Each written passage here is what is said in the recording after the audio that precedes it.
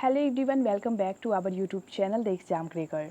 ये वीडियो विशेष रूप से उन लोगों के लिए है जो बिहार एस्टेट हिंदी में आने वाले प्रश्नों के प्रकार को देखना चाहते थे, और साथ ही ये वीडियो उन लोगों के लिए भी बहुत ही ज़्यादा इंपॉर्टेंट है जिन्होंने 9 सितंबर 2020 को सेकंड शिफ्ट में हिंदी का पेपर दिया था, क्योंकि इस वीडियो के माध्यम से वो 25 से 27 प्रश्नों को सही उत्तर के साथ देख पाएंगे।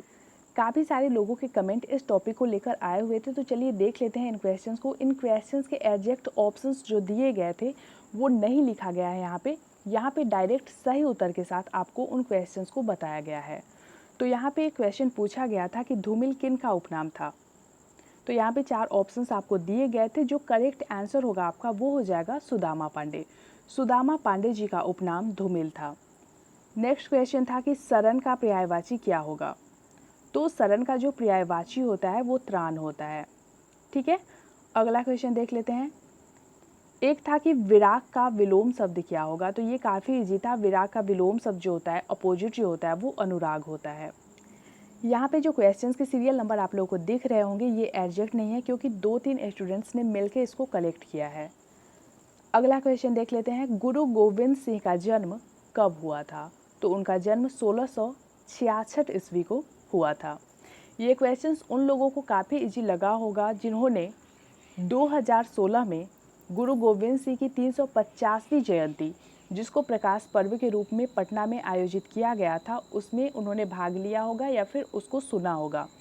तो अगर आप 2016 से 1666 को माइनस करोगे तो आपको ये पता चल जाएगा कि 350वीं जयंती जो 2016 में मनाई गई थी उसके हिसाब से ये एकदम फिट बैठेगी।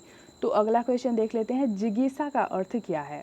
तो जिज्ञासा का जो अर्थ है, जो तात्पर्य है, उसका जो पर्याय है वो है जीतने की इच्छा। तो अगर आपने इस ऑप्शन को सही किया होगा तो आपको 1 नंबर इसके मिल जाएंगे। क्वेश्चन नंबर 6 देख लेते हैं। सूर्यकांत त्रिपाठी निराला का प्रथम काव्य संग्रह क्या था। तो सूर्यकांत त्रिपाठी निराला जी का जो प्रथम काव्य संग्रह था वो था अनामिका, जो उन्होंने 1923 में लिखी थी। ठीक है, और एक और है अनामिका 2 करके, तो वो उन्होंने बाद में लिखी थी, लेकिन उनका जो प्रथम काव्य संग्रह है वो अनामिका है। अगला है क्वेश्चन नंबर 7। केदारनाथ अग्रवाल को साहित्य अकेडमी उनकी किस कृति के लिए मिली थी। तो 4 ऑप्शंस दिए गए थे आपको। तो केदारनाथ अग्रवाल जी को उनकी जिस रचना के लिए साहित्य अकेडमी पुरस्कार से नवाजा गया था वो था अकाल में सारस। तो अगर आपने अकाल में सारस को टिक किया होगा तो ये क्वेश्चन भी आपका सही गया होगा। फिर अगला क्वेश्चन है कि तद्भव शब्द चुनिए। तो नीचे ऑप्शंस में आपको तद्भव, तत्सम, देशज, विदेशज इस तरह के ऑप्शंस दिए गए थे, जिसमें जो तद्भव शब्द था वो था दूध, क्योंकि इसका जो तत्सम रूप होता है वो दुग्ध होता है। क्वेश्चन नंबर 9 है कि दूध थोड़ा मीठा है में प्रयुक्त विशेषण क्या है। तो देखिए यहाँ जो मीठा है ये विशेषण है, लेकिन यहाँ पे जो थोड़ा है ये विशेषण की विशेषता बता रहा है, इसलिए प्रविशेषण इसका सही उत्तर होगा। फिर है कि थोड़ा सा चावल देना में प्रयुक्त विशेषण। तो यहाँ पे जो थोड़ा यूज किया गया है ये परिमाणवाचक विशेषण है। क्वेश्चन नंबर 11 में पूछा गया आपसे कि बालकृष्ण शर्मा नवीन कहाँ से थे, यानी कि वो मूल रूप से कहाँ के निवासी थे। तो वो एमपी मध्य प्रदेश से थे। तो अगर आपने एमपी मध्य प्रदेश को टिक किया होगा तो ये उत्तर भी आपका सही रहा होगा। अगला है क्वेश्चन नंबर 12। आ रही रवि की सवारी के लेखक कौन है। तो ये क्वेश्चन तो हम लोगों ने करा था। तो इसका जो करेक्ट आंसर होगा हमारा वो हो जाएगा हरिवंश राय बच्चन। हरिवंश राय बच्चन जी ने आ रही रवि की सवारी कविता की रचना की थी। क्वेश्चन नंबर 13 है कि लाल पान की बेगम कहानी के रचनाकार कौन थे।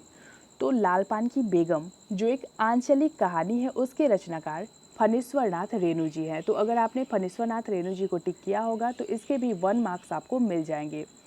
फिर नेक्स्ट है कि पहला आंचलिक उपन्यास कौन था। तो इसका करेक्ट आंसर होगा रतिनाथ की चाची।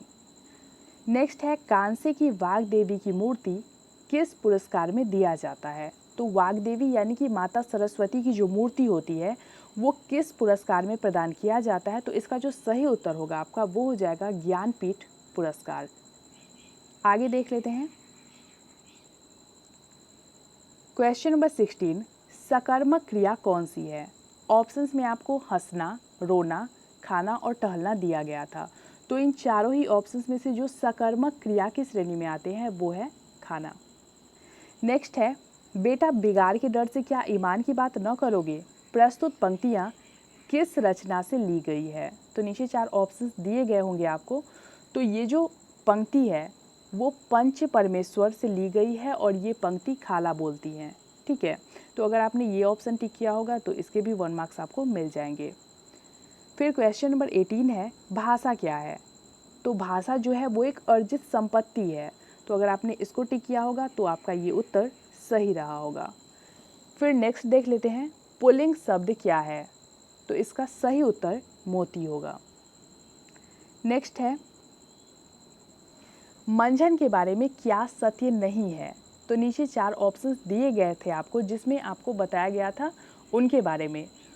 एक ऑप्शन था जिसमें बताया गया था कि मंझन रीतिकालीन कवि हैं। तो मंझन के बारे में जो ये रीतिकालीन शब्द का यूज किया गया था ये गलत था, क्योंकि मंझन जो है वो रीतिकालीन नहीं बल्कि भक्तिकालीन सूफी काव्य धारा के कवि थे।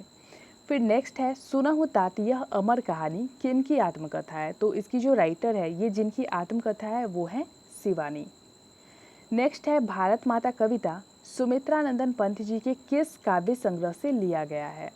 तो इस पोएम के बारे में भी हमने पढ़ा था, भारत माता ग्राम वासनी। तो ये सुमित्रानंदन पंत जी के ग्राम्य काव्य संग्रह से लिया गया है।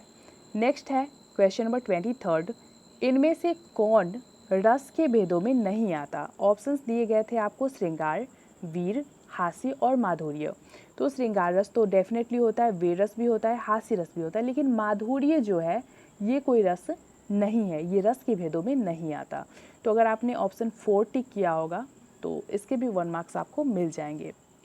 क्वेश्चन नंबर 24, रश्मि रथी का कथानक कहाँ से लिया गया है? तो रश्मि रथी की रचना रामधारी सिंह दिनकर जी ने की थी, जिसमें उन्होंने कर्ण को एज अ नायक, एज अ हीरो दिखाया है। ये क्वेश्चन भी हम लोगों ने देखा था एग्जाम से पहले। तो इसका जो कथानक है वो महाभारत से लिया गया है। क्वेश्चन नंबर 25 है, किस रस के माध्यम से किसी बच्चे के हाव भाव व सुंदरता व्यक्त की जाती है? तो किसी बच्चे के हाव भाव को दिखाने के लिए वात्सल्य रस का यूज किया जाता है। अगर आपने ये ऑप्शन टिक किया होगा तो इसके भी फुल मार्क्स आपको मिल जाएंगे। इसके अलावा 2 क्वेश्चंस और थे जो कि डिसेबिलिटी से थे, अक्षमता से थे, ठीक है।